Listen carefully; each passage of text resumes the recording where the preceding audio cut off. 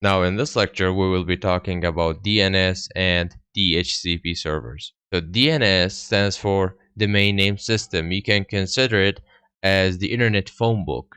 People access information online through domain names like google.com, microsoft.com.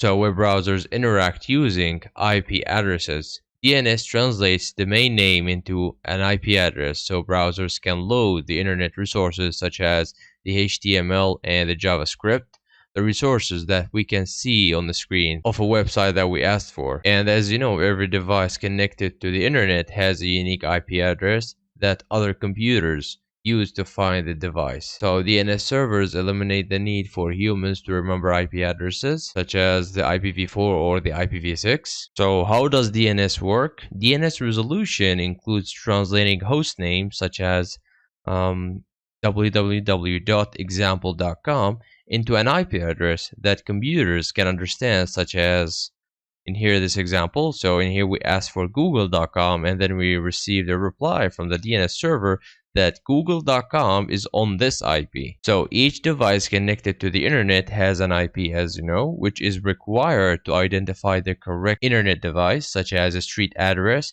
is required to identify a certain residence. So a translation must take place between a user puts into their web browser, as I said, example.com or google.com, and the machine-friendly address necessarily to locate the example.com web page or the google.com web page. So DNS translates our inputs into an IP because we as humans can't memorize or use IPs in our daily life. Like if I tell you I purchased this item from 192, 168, 253, 239, it's going to be hard for you to memorize. So instead, I go and tell you I went to example.com and I purchased this item from there.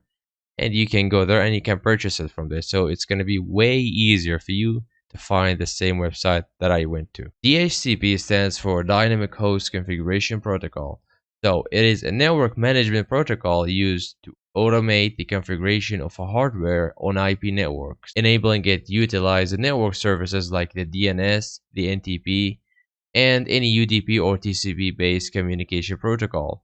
Each device on a network receives a dynamical assigned IP address and other network setup information so they may connect to other IP networks. Example, how does our Kali Linux got an IP, and how your phone, your tablet, your laptop, your PC got an IP?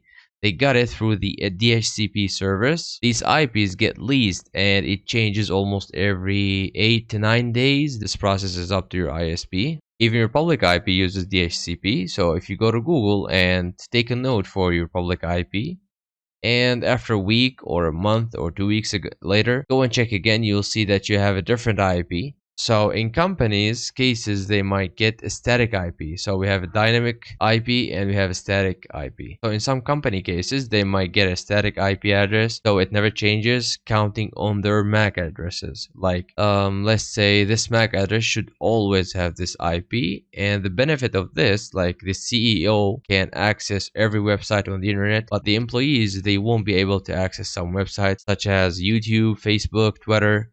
So they give some rules to the firewalls like this IP can access everything and this cannot, etc., etc.